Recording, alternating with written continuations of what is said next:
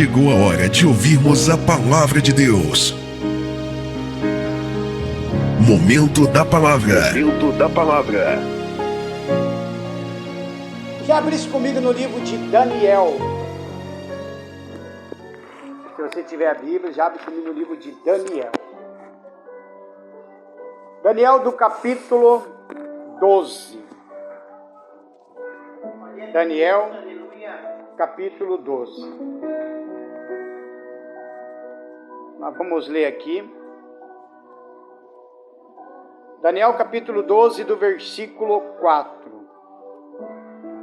Hoje nós vamos falar sobre o Apocalipse do capítulo 5. E nós já estamos chegando naquele momento crucial da abertura dos selos. Amém, irmãos?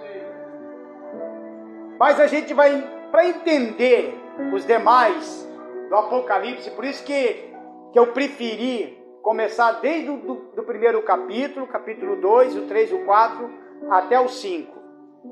Porque a maioria de alguns dos pastores, eles quase nem pregam sobre Apocalipse, eu dou mais estudo. E eu já estou pregando sobre Apocalipse. E geralmente eles pegam lá no meio. Eles querem falar mais sobre o anticristo, guerras, essas coisas que fala lá na abertura dos selos. Mas se a gente não ler desde o início, a gente jamais vai entender os demais. Então vamos entender aqui sobre Daniel do capítulo 12, do versículo 4. Fala mais ou menos assim. Daniel teve uma visão. E ele já tinha recebido essa profecia acerca do Apocalipse. Amém, irmãos? Fala bem assim. E tu, Daniel, fecha estas palavras e sela este livro. Até o fim do tempo, muitos correrão de uma parte para outra, e a ciência se multiplicará. Veja que lá no tempo, lá de trás, o próprio Deus já revelou para o profeta Daniel que a ciência se multiplicaria. E se nós perceber de uns tempos para cá, a ciência tem se desenvolvido muito. É ou não é?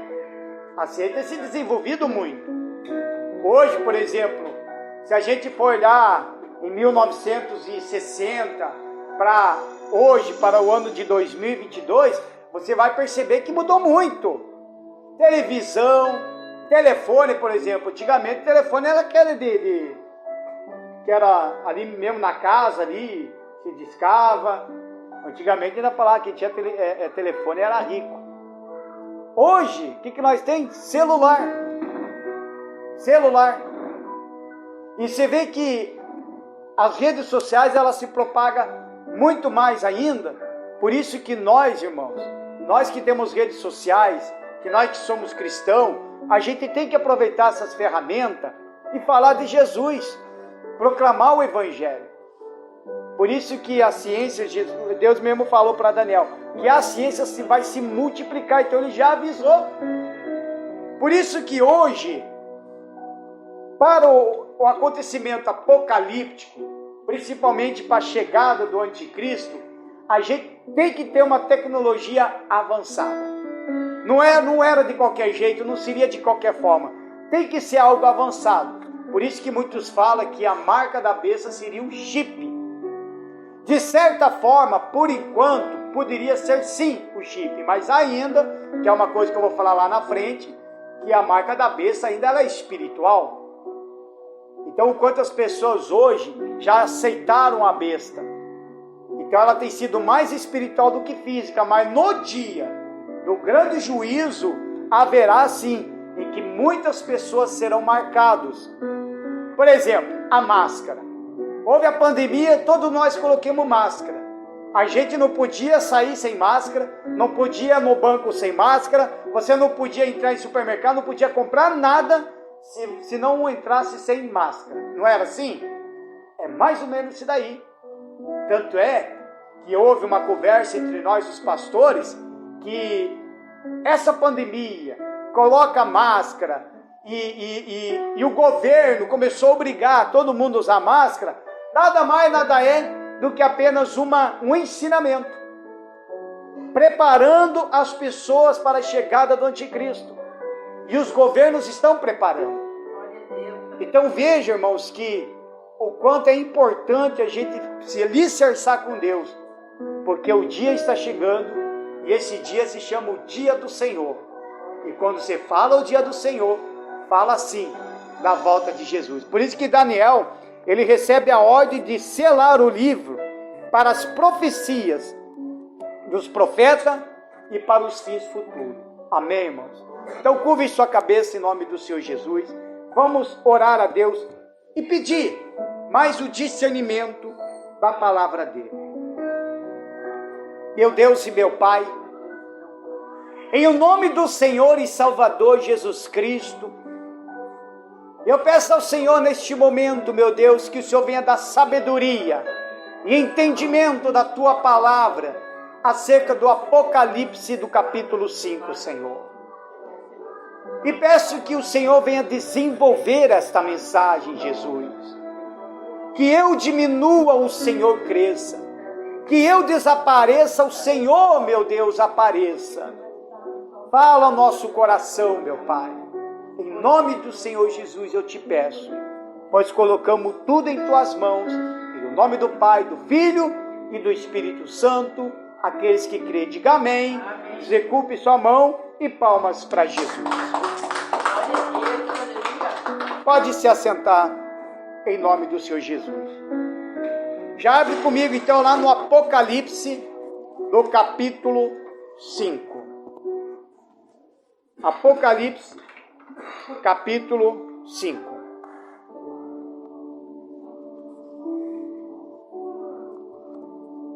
O tema da mensagem é o livro selado e o cordeiro.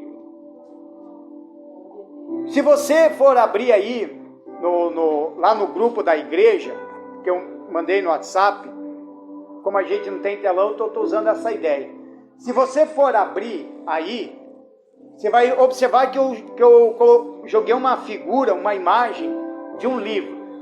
Se você tiver abre mesmo aí no WhatsApp e mostra para quem não tem. Veja como que é esse livro que a gente vai falar. Porque o livro citado na Bíblia não é um livro qualquer, que tem capa, que nem tipo estilo uma Bíblia, não. Ele é de forma de um rolo. Então eu até joguei lá no grupo do WhatsApp para que as pessoas possam entender como que é este livro.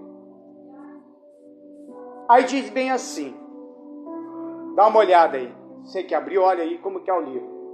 Esse era o livro, antigamente.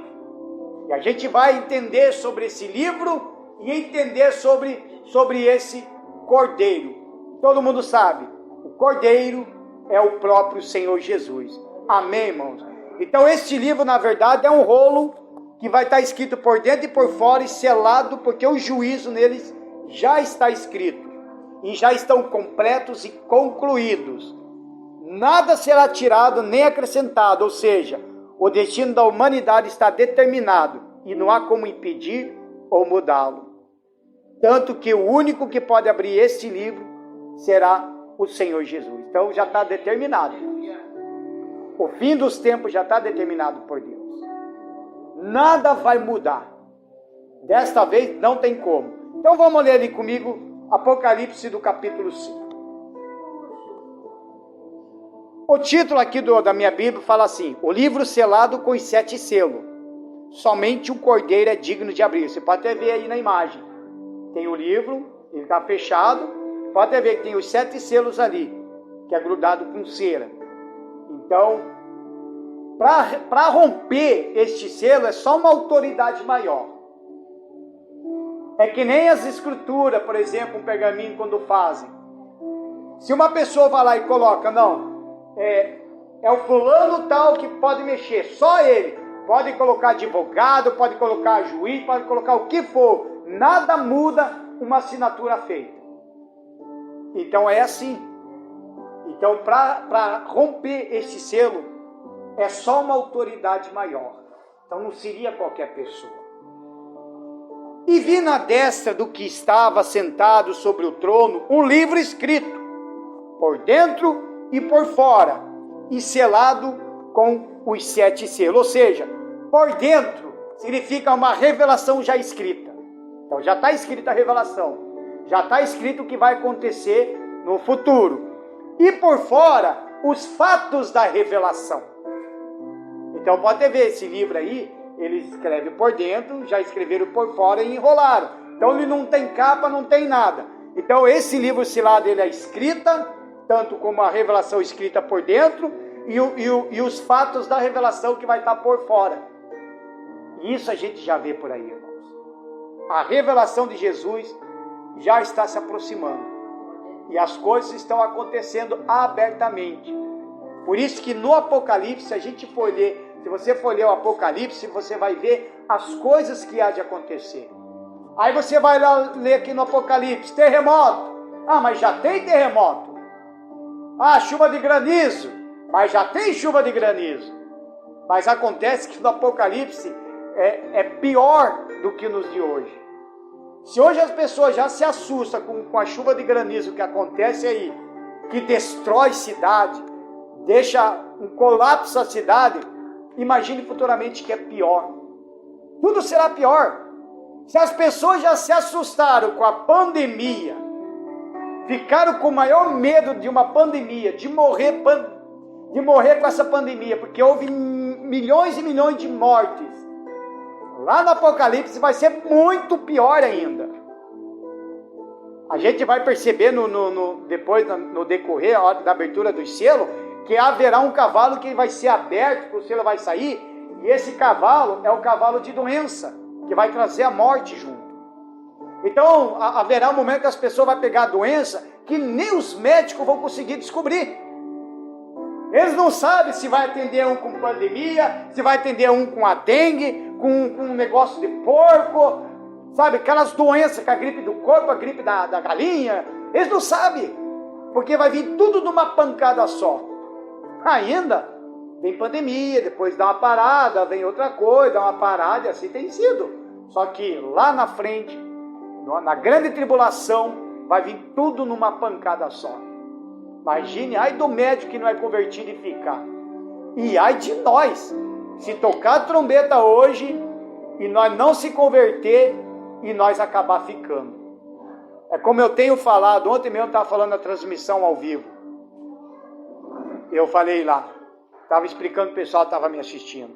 Tem gente que, depois que entregou a vida para Jesus, se tocar a trombeta, ele fica.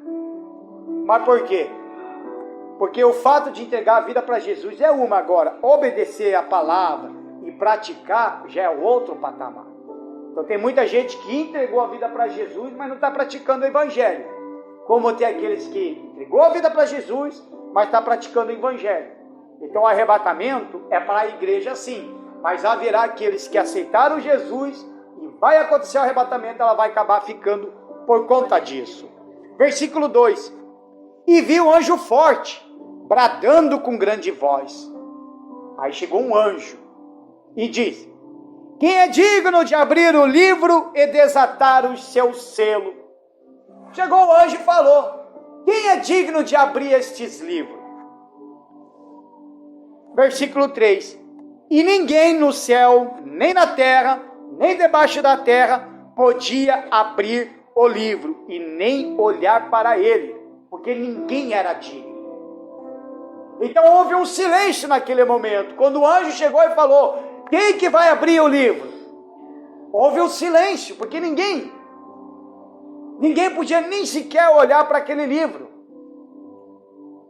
porque sabia que para mexer naquilo ali, para tocar naquilo ali, tinha que ter alguém de uma autoridade maior, alguém que fosse vencedor. Não era para qualquer pessoa, não era nem para qualquer anjo. Olha só, irmãos, interessante. Aí no versículo 4, e eu chorava muito. Então o João falava, né? E eu chorava muito. A expressão que João falava em chorar muito, no hebraico e algumas traduções, é aquele choro de desespero, irmãos. Sabe aquele choro que você chora, mas chora mesmo de soluçar? João estava desta forma. Ele começou a chorar porque ele viu que todos os juízos já estavam ali. E era preciso desenrolar todo aquele mistério. Porque ninguém for achado digno de abrir o livro, nem de o ler, nem de olhar para ele. E disse-me um dos anciãos: não chores. Olha para a pessoa do seu lado e fala: não chores. Isso, fala para ele: não chores. Aí falou assim: eis aqui o leão da tribo de Judá, a raiz de Davi, que venceu para abrir o livro e desatar os seus 7 selos. Digam graças a Deus. Veja só. Quem seria este homem? Quem seria este que poderia desatar? Quem venceu para abrir o livro e desatar os seus 7 selos? Se refere à sua vitória na terra como homem. E o único que venceu a própria humanidade, o seu próprio pecado, os seus perseguidores, a incredulidade das pessoas, o único que venceu os religiosos, as tentações, a fome, a sede, o abandono, a traição, a dor física e emocional, a angústia de não poder fazer nada. Venceu a própria vontade na cruz e finalmente a morte. Ou seja, quem? Jesus. Venceu tudo isso. A incredulidade, os religiosos, a sede, a fome, a morte, tudo ele venceu. Então ele era o único que poderia abrir este livro, porque homem nenhum, anjo nenhum conseguiria abrir este livro, e muito menos ainda de olhar para ele. Então percebe-se, irmãos, a soberania de Deus. Percebe-se a soberania do Senhor Jesus, o príncipe da paz, a rosa de Sharon. Percebe-se a divindade do Senhor Jesus hoje na vida de uma pessoa, quando ela aceita Ele como seu único e salvador exclusivo da sua vida, que não divida a sua fé com nenhum Deus desse mundo, a não ser ao próprio Senhor Jesus, o único que tem, que pode abrir o livro, o único, e mais ninguém, o único que já sabe que está ali, todos os juízos, tudo na mão dele, irmão, tudo na mão dele. Não tem mais como mudar, não tem mais. Não é como aconteceu lá atrás, quando Deus resolveu destruir Sodoma e Gomorra. Aí chegou chegou Abraão, foi falar com Deus, e começou a falar: Senhor, mas e se tiver tantas pessoas assim, o Senhor vai destruir? Aí Deus falava: se você me mostrar tanto, não destruirei Sodoma e Gomorra. Então houve várias tentativas para que a Sodoma e Gomorra não fosse destruída, até que saiu Ló e sua família de lá da cidade para que fosse destruído. E como aconteceu também no tempo de Moisés, chegou uma hora que Deus queria acabar com todo aquele povo, o povo que Deus tirou das garras dos egípcios, o povo que viu o mar vermelho se abrir, passaram no meio, o povo que recebeu comida vindo do céu, o povo que viu a coluna de fogo seguindo eles à noite pelo deserto, mas mesmo assim era um povo rebelde, era um povo que praticamente estava vivendo as coisas de Deus na sua cara, na sua frente, mas mesmo assim desagradava muito a Deus, eram rebeldes mesmo realmente a Deus. Olha o que aconteceu, chegou uma hora que Deus queria acabar com todo mundo. Moisés chegou e falou: Senhor, se for para acabar com a vida deles, então risca o meu nome no livro da vida. O que os egípcios vão dizer lá atrás? Que o Deus de Israel tirou o povo do Egito para ele matar todos eles no deserto? Então essa intercessão fez com que Deus voltasse atrás. Só que agora, irmãos, não tem como voltar atrás.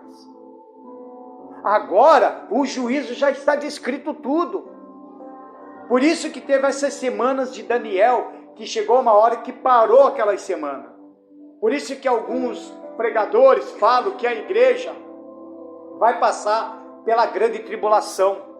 E a igreja não vai passar, porque foi cerrado. Esse daí é algo tão complicado para explicar, mas chegou a parte de Daniel que foi cerrado ali. Parou. Porque aquela parte que foi parado é que Deus vai tratar pessoalmente com o povo judeu. Pessoalmente com o povo judeu. Por isso que haverá o arrebatamento para a igreja antes da grande tribulação. Porque daí os juízos que vai acontecer, é a hora de Deus tratar com as coisas com os judeus. E são aqueles que um dia crucificaram Jesus, rejeitaram a palavra dele. E ai daqueles que ficar quando acontecer. Só que na hora ali, quando acontecer o juízo, não tem como voltar atrás. Não adianta clamar, não adianta falar, Deus me ajuda. Daquele povo vai ficar, vai resolver fazer até oração na rua, vai atrás de igreja aberta, não vai encontrar. Porque já está escrito, já está determinado. Não tem como voltar atrás. Deixa aí marcado aí no Apocalipse, se você quiser acompanhar comigo, senão não precisa. Mas eu leio aqui para você, lá no João, no capítulo 16, versículo 33. Veja só, a gente estava falando de alguém que poderia abrir este livro, e esse alguém é vencedor, e ele vence tudo. E se esse alguém vence tudo, então você tem ele com você, irmãos. Você tem esse homem contigo, o que venceu tudo. Às vezes a gente passa por alguma luta, às vezes a gente passa por uma batalha, às vezes a gente passa por alguma dificuldade, a gente já se entrega e esquece que está servindo alguém que venceu tudo, todas as batalhas. O problema da sua casa, Jesus já resolveu. O problema da sua vida, Ele também já resolveu. Só que você tem que crer, abraçar isso daí. Por isso que Ele fala lá no João capítulo 16, versículo 33, fala bem assim: eu tenho-vos dito isso, para que em mim tenhais paz, que você tenha paz com Ele. No mundo tereis aflições. Jesus fala, olha, no mundo tereis aflições, mas tem de bom ânimo, eu venci o mundo. Digam graças a Deus. Então veja, Ele falou, no mundo você vai ter aflição, meu irmão. No mundo você vai ter aflição, minha irmã. Quem disse que se você entregar essa vida para mim vai ser um mar de rosa para você? Pelo contrário, você vai ter aflição. Você vai ser afligido, você vai ser perseguido, vou tentar te desanimar, vai vir demônios para cima. Ele vai fazer de tudo para tirar a tua coroa, de tudo para tirar a tua salvação, de tudo para tirar da presença de Deus. Então Ele já avisou que nós teríamos aflição. Por isso que nós não podemos se assustar com as guerras que está para acontecer.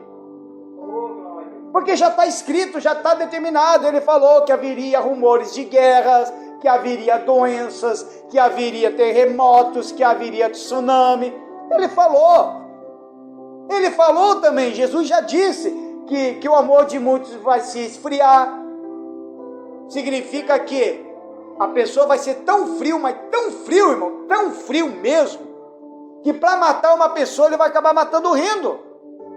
Você tem uma ideia, foi hoje de manhã, eu vi no jornal, pelo jornal, não sei se vocês viram essa. Foi no jornal mesmo. Lá em São Paulo, no que eles falam lá, que jogaram no córrego, né, que eles falam, jogaram um cachorro lá, vivo. Um cachorro vivo. Aí o pessoal lá que foram lá, salvaram o cachorro, tiraram o cachorro, morrendo afogado o cachorrinho. Não, e o que é pior ainda, o pior não é ter jogado o cachorro. O pior é que ainda passaram fita isolante na boca do cachorro, assim no focinho. Olha o desumano com o animal. Se uma pessoa faz isso com um animal, imagine com uma pessoa. Porque tem gente que fala que prefere mais ter amizade com um animal do que um ser humano. Se uma pessoa fez isso com o animal, imagine com um ser humano. Então imagine, pessoal, olha a situação. Então ele já falou sobre isso acerca, que muitos iam se apostatar da fé. O que seria apostasia? As apostasias, tem gente que se engana que as pessoas que estão lá no mundo, não. As apostasias acontecem de dentro da igreja. É aquelas pessoas que um dia entregaram a vida para Jesus, praticaram a palavra, pregaram o evangelho, e então chegou uma hora que ela foi se esfriando, e não quis mais saber do evangelho. E tem muitos já por aí já. Esse povo que se diz desigrejado aí, são todos que já estão se apostatando da fé. Que já se apostaram da fé. Já estão frios espiritualmente. Então, para eles manter a raiva que eles têm do pastor, ou de algum membro, ou da igreja, então eles preferem ficar atacando os pastores, xingando os pastores, e tentando tirar o povo de dentro da igreja, dizendo que você não precisa vir na igreja, que dá para você buscar Deus na sua casa, à vontade. Mas não é o que as Sagradas Escrituras nos ensinam. Então veja que ele, Jesus falou, não tenha aflição, não tenha medo. Só que você tem que ter bom ânimo, porque se ele venceu tudo isso que nós acabamos de ler, significa que nós também venceremos. Amém, irmãos? Amém. Nós vamos vencer. Então é possível sim vencer o inimigo, porque todos os inimigos da nossa alma, nós temos que vencer esses inimigos da nossa alma. Quem que é o inimigo da nossa alma? Quem que é o inimigo da nossa alma? Vocês têm medo de falar o nome dele? Então eu falo para você: diabo, Satanás, Lúcifer, dragão, que está no Apocalipse lá na frente. São os inimigos da nossa alma. Você sabe que quando você se converte, irmão, quando você se converte, principalmente ainda quando você vira pastor, e até mesmo obreiros, sabe que cada um de nós serve de troféu para os demônios?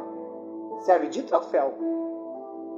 É como que pegasse a tua foto e lá no laboratório infernal eles estampam a tua foto e coloca lá, procurado, recompensa tal pela cabeça dele.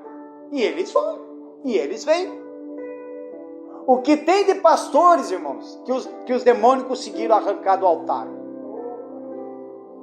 que hoje nem voltaram mais para a igreja, simplesmente voltaram às suas práticas pecaminosas, voltaram para as drogas, para as bebidas, voltaram para a prostituição. Esse demônio, ou esses demônios que conseguiu fazer isso com um pastor, ou até mesmo com qualquer pessoa de dentro da igreja, ele recebe até um cargo infernal. Ele recebe, há uma recompensa. A nossa cabeça está a prêmio. Por isso que eles continuam lutando em cima de nós. Eles não vão sossegar. Satanás não sossegou com Cristo. Satanás foi até o último para crucificar Jesus. Até o último. Satanás sabia perfeitamente que se Jesus fosse pregado na cruz, nós teríamos a salvação. Ele sabia perfeitamente. Mas ele tentou de tudo. Primeiro, tentou fazer com que Jesus fosse reprovado no deserto. Depois, tentaram matar Jesus. Ele criou uma rebelião lá no povo judeu, foram levando ele, empurrando ele para fora do templo, para jogar lá no penhasco.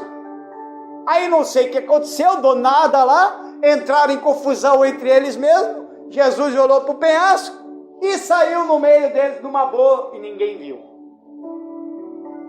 Aí conseguiu, tentou e levou Jesus até a surra de chicote. Da forma que ele levou, homem nenhum conseguiria sair vivo dali. E ele apanhou e não adiantou. Não conseguiu matar Jesus. Aí botaram a cruz dele, porque ele tinha que ir mesmo, já estava condenado mesmo à morte. Mas Satanás foi tentando, foi falando no ouvido de Jesus. Você acha que a Bíblia não fala? Mas olha o Espírito Santo que ele revela para você. Olha os mistérios que ele fala. Ele foi falando. Jesus ali carregando, ele foi falando. Olha aí. É isso aí que você está fazendo. Você quer salvar essa humanidade? Olha aí. Olha lá na tua frente. Lá, e Jesus olha lá na frente. Olha lá. Aquele lá você curou da lepra. Olha lá. Está com pedra na mão para te acertar daqui a pouco. Aí o povo jogava pedra, o povo jogava tudo que tinha na mão, jogava em Jesus. E ele lá, no ouvido dele, desista, desista. Larga a mão desse povo. Esse povo não quer saber de nada.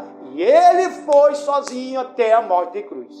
Chegou na hora ali de colocar lá, pregaram ele, levantaram Jesus, e Satanás ficou lá ainda. Ficou. Sabe por quê? Porque Satanás sabia que se quebrasse a perna de Jesus, ele ia morrer. Mas ele não ia morrer por conta própria. Ele ia morrer porque daí mataram ele mesmo de vez. Por isso que é um erro quando muitos pregadores falam: os romanos mataram Jesus. Os judeus mataram Jesus. Claro, perfeitamente, eles mataram. Mas é um erro dizer isso. Por quê? Porque desde o início da palavra já disse que ele tinha que ir para a cruz. Alguém tinha que morrer por mim e por você. Amém, irmãos? Ele é o nosso cordeiro. Digam graças a Deus.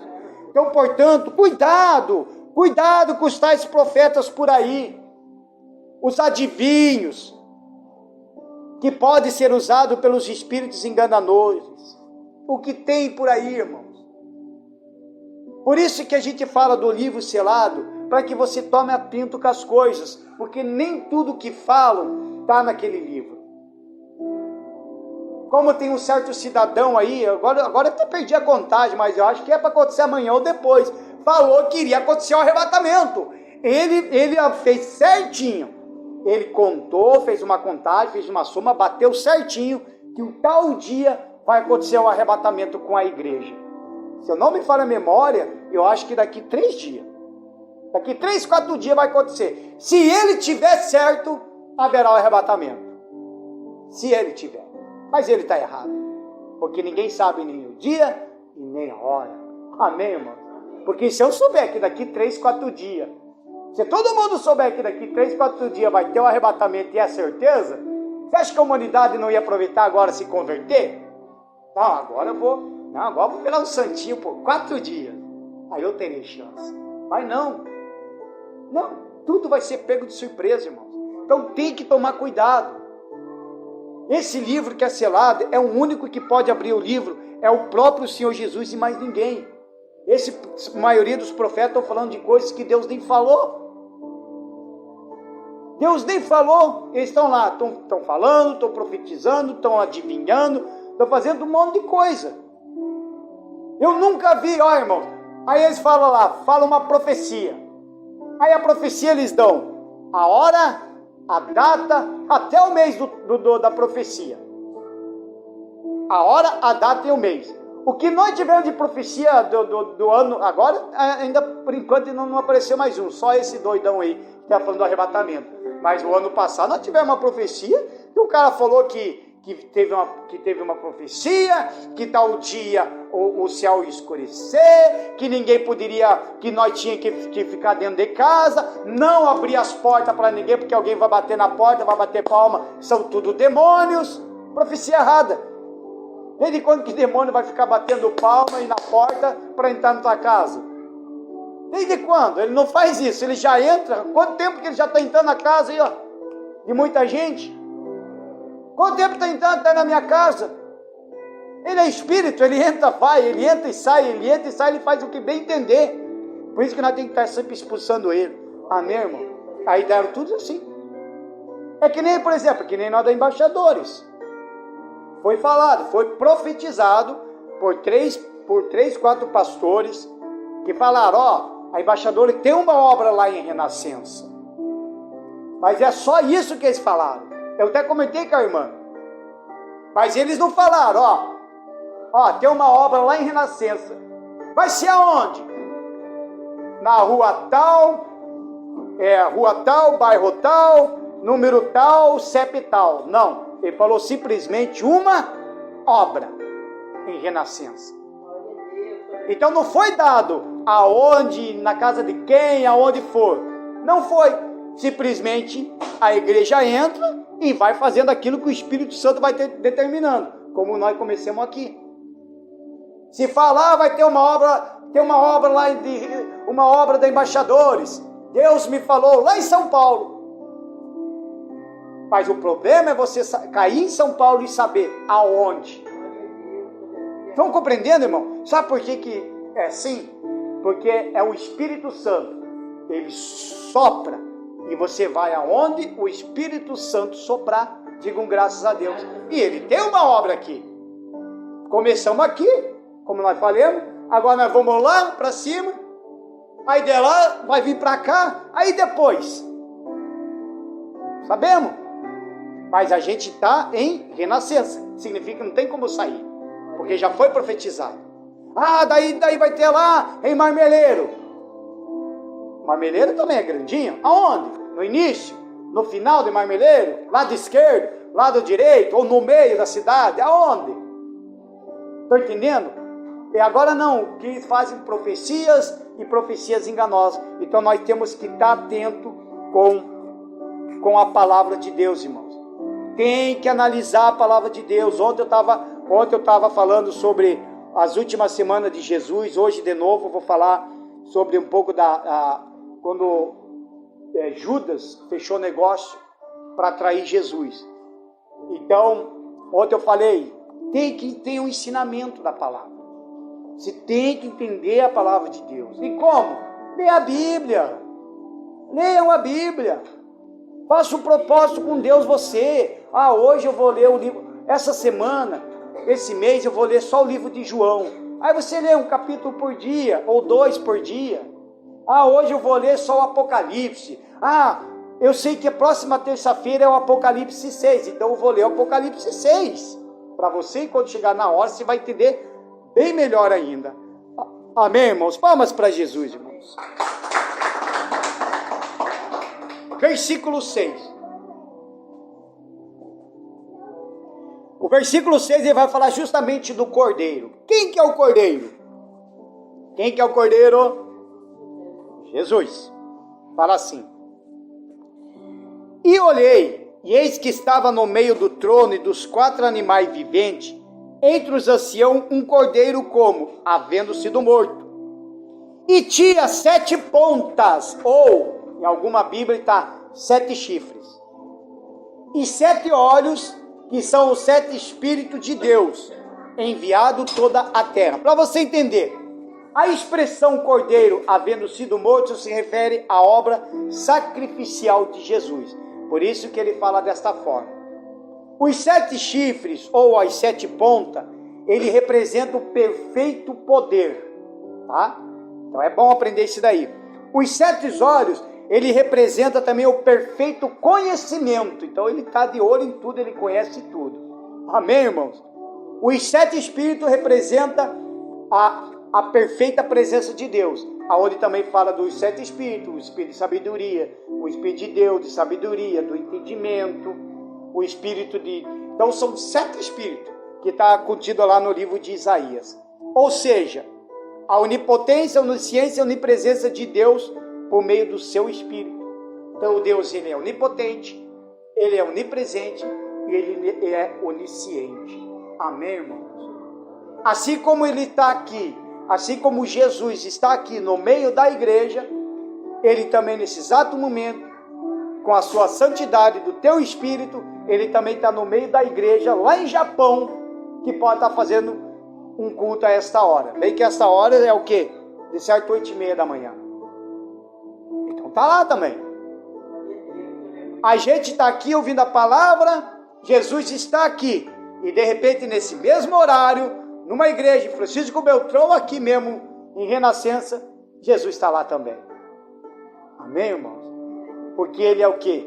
Onisciente, onipotente e onipresente. Diga graças a Deus.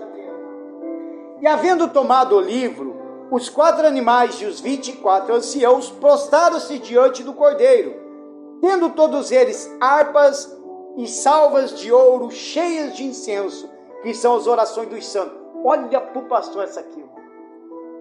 As orações dos santos. Refere-se à intercessão dos santos em favor da vinda do reino de Deus. Essas orações aqui, que está guardado, adivinhe de quem que é? Meu, teu.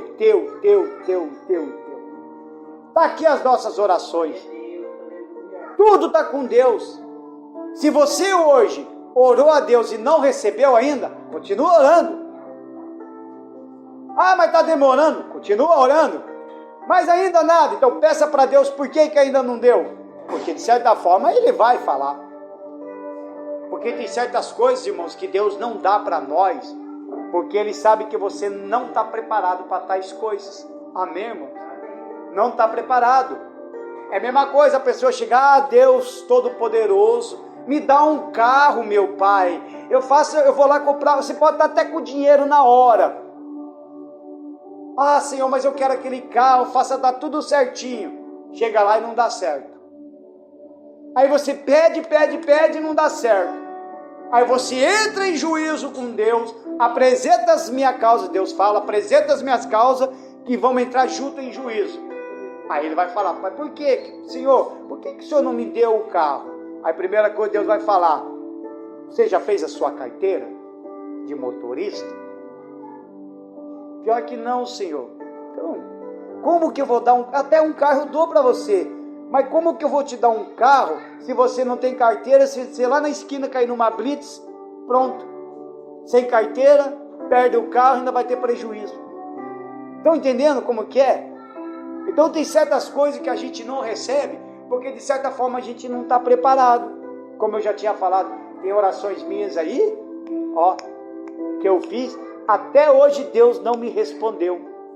E olha que teve momento que eu fiquei um pouco triste, e ao mesmo tempo fiquei até furioso. Por que nunca me dá? Mas aí eu entendi que de certa forma, talvez a bênção pode me tirar da presença de Deus.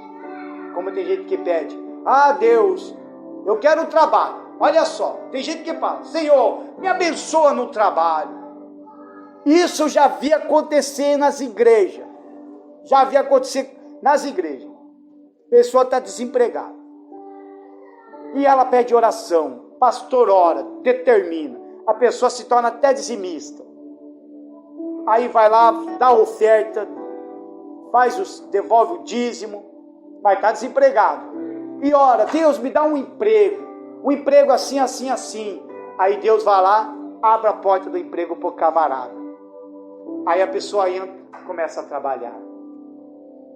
Aí na primeira semana ela vem na igreja, dá testemunho. Deus me abençoou no emprego. Todo mundo bate palma.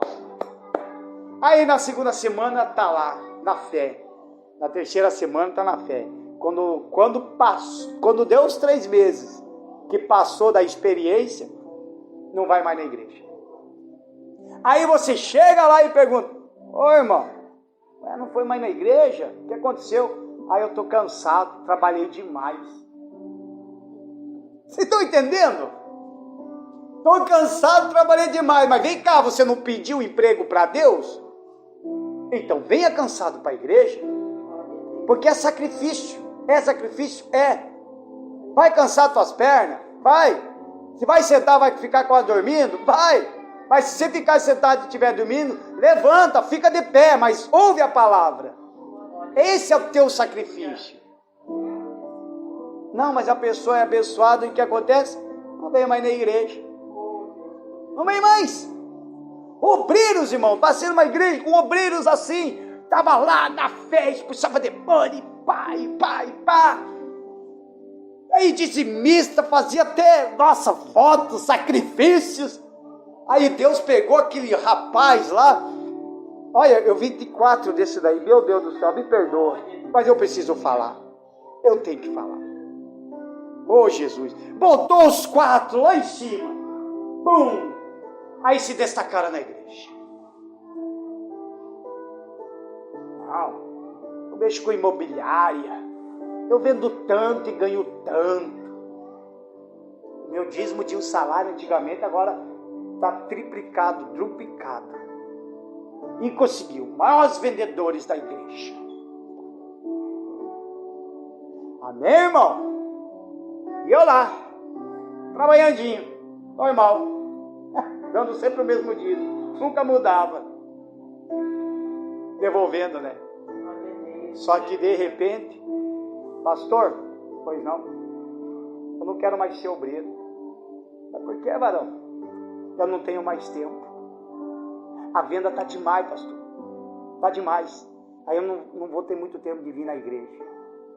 Entregou o uniforme. Deus abençoou. O cara foi lá e entregou o uniforme. Só que chega uma hora que o negócio, ó, puf, puf, puf, a pessoa decai. Sabe por quê? Porque quer ser abençoado, irmão? Seja, mas permaneça na bênção. Está entendendo? Permaneça na bênção. Tem pessoas que já foi curada de câncer. Veio na igreja. De repente saiu da igreja. Aí você vai lá e pergunta, por que não foi mais na igreja, irmã? Ai, porque eu tô com uma dor no peito. Acabou de ser curado do câncer, agora apareceu uma dor no peito. Mas é claro, por quê? Porque saiu debaixo da sombra do onipotente.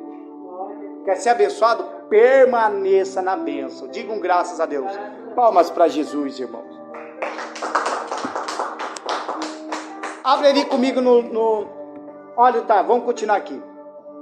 No versículo 10. E para o nosso Deus o fizeste reis e sacerdote, e eles reinarão sobre a terra. E olhei e ouvi a voz de muitos anjos ao redor do trono e dos animais, dos anciãos. Era o número deles milhões de milhões e milhares de milhares, olha só. E com grande voz diziam, preste bem atenção nesses fatos. Digno é o cordeiro que foi morto, de receber o poder, riqueza, sabedoria, força, honra e glória e ações de graça. Digam graças a Deus. E eu vi toda criatura que está no céu e na terra e debaixo da terra, que está no mar, e todas as coisas que neles há de dizer, ao que está sentado sobre o trono e ao Cordeiro, sejam dadas ações de graças, honra, glória, poder para todos sempre. Digam graças a Deus. E os 4 animais diziam, amém. E os 24 anciãos prostravam-se e adoraram ao que vive para todos sempre. Digam graças a Deus. Veja que nas demais coisas ali, falava muito sobre louvor. Veja que eles mais glorificavam a Deus e adoravam a Deus do que pedia. Mais glorificava a Deus e adorava a Deus do que pedia. Por isso você, jovem, você grupo de mulheres, você que veio aqui na frente louvar, louva com o coração. Passa para Deus. Ai, eu tenho vergonha que o fulano vai me ver, mas é claro que o fulano vai te ver. Você vai estar na frente de uma plateia. Você não vai cantar, você vai louvar. Quando você vai cantar para uma plateia, não é? É ou não é? Você vai cantar para uma... teve ali do Candanguá, teve um cântico gospel lá, né? Vocês foram lá, né? Encontrei até com o Divaldo lá. Fiquei lá um pouco lá. Eu fui lá porque os pastores convidou, daí a gente foi dar uma presa lá. Só que, da minha opinião do pastor, fala aí comigo, opinião do pastor. Exatamente, então a minha opinião, então como é uma festa, um show gospel, que estava valendo prêmio, então ele estava apenas cantando para a plateia, eles não estavam louvando.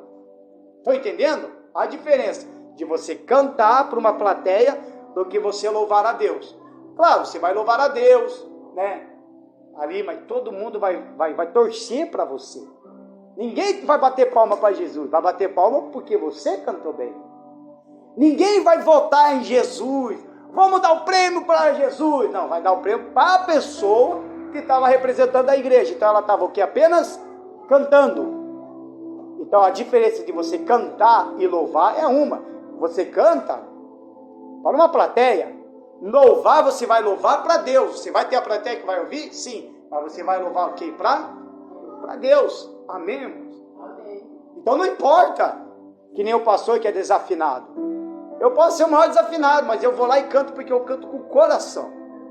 Eu nunca fui de cantar playback. Agora que eu estou arriscando. A primeira vez que fui cantar playback ainda foi quando eu fui lá na igreja Família Missionária.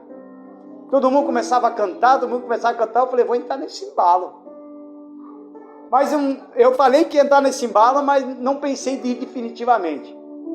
Mas um belo dia, eu ia fazer uma pregação, e eu senti vontade, aquele desejo de cantar esse hino. Aí eu falei assim para o Espírito Santo: anjo, envia uns anjos comigo aí, para cantar comigo isso daí. Eu vou cantar, vou arriscar, com essa voz ridícula minha.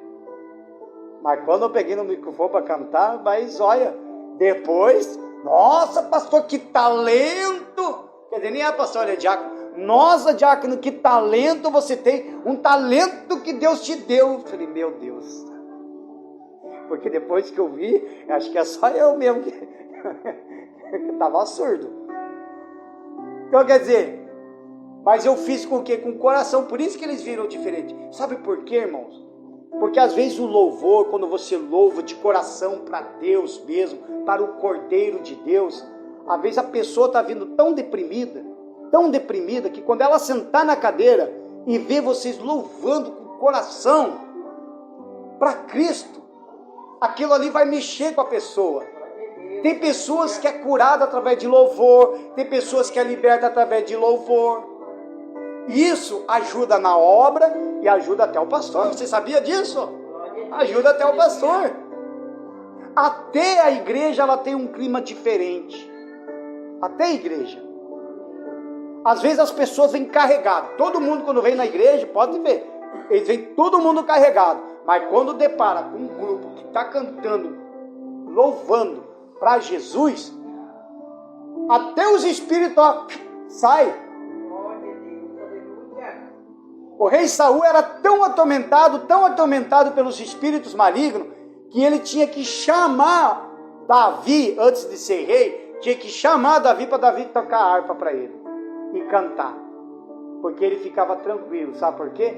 Porque ele louvava com o coração, que os espíritos pegam e sai. Amém, irmãos? Os espíritos pegam e saem. Então abre comigo ali no livro de Mateus, do capítulo 24. Vamos ver ali, quase no finalzinho da mensagem. 24, 36.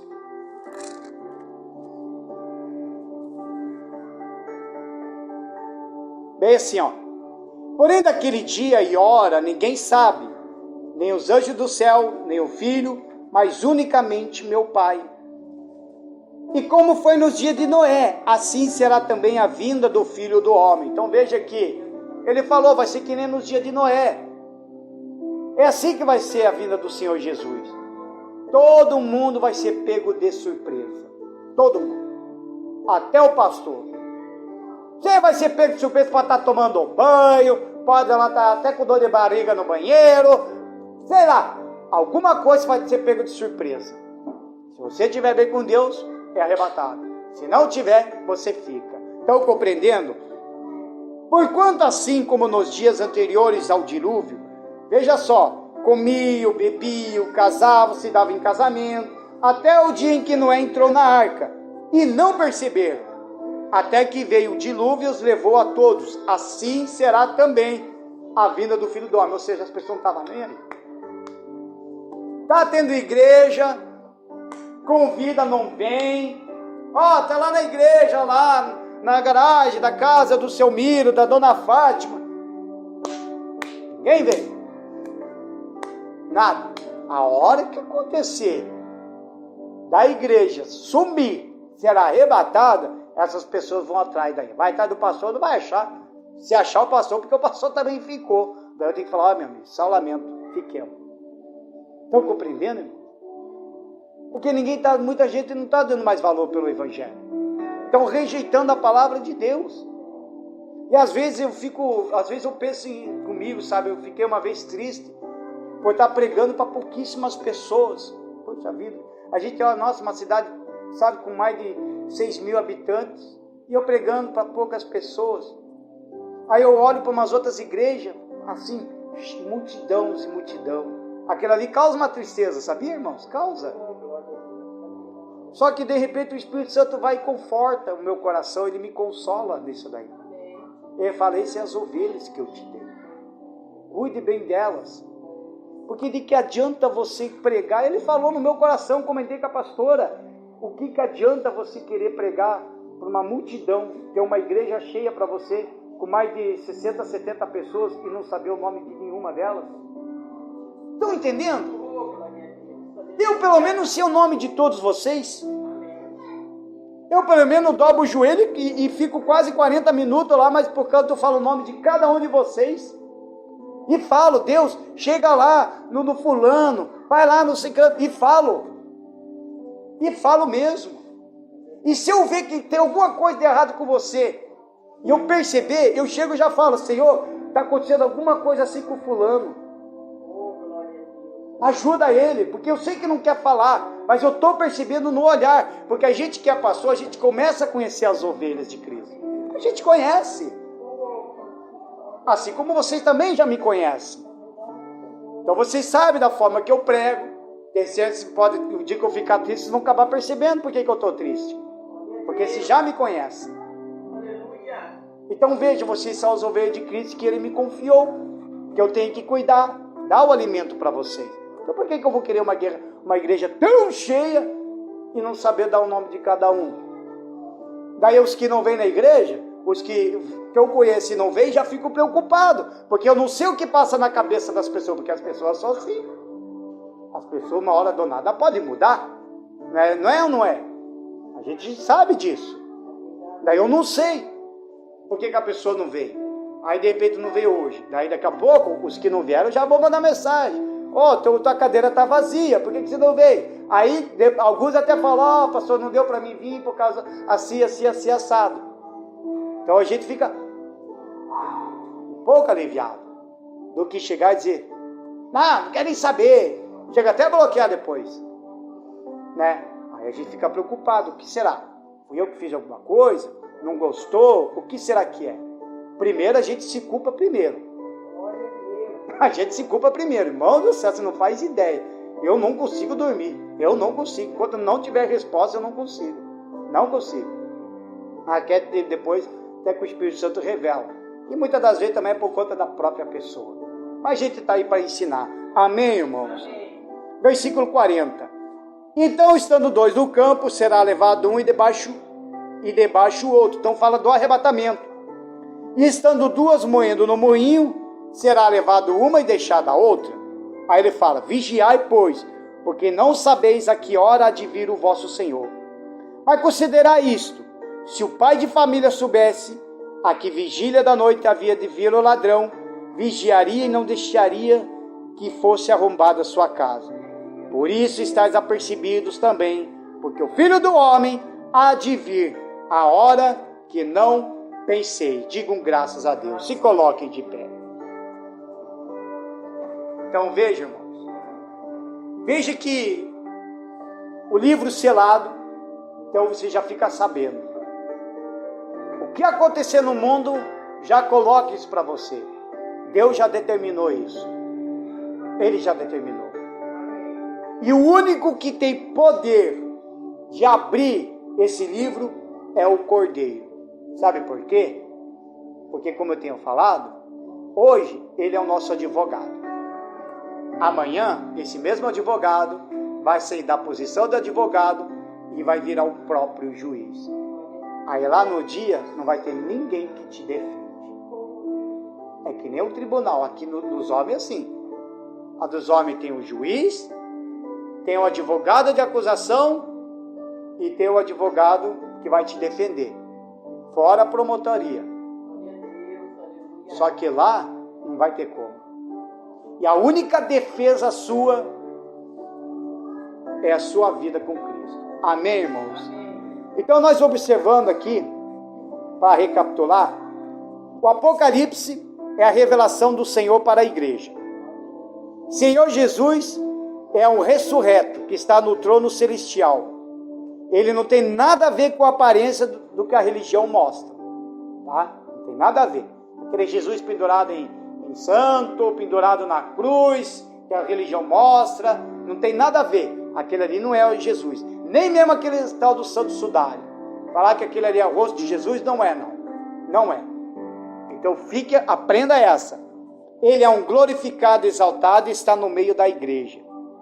E nos 7 cantos vimos que 80% dos cristãos têm que se arrepender de alguma má obra. E isso nós lemos lá nas 7 cartas das igrejas. Amém, irmãos? Amém.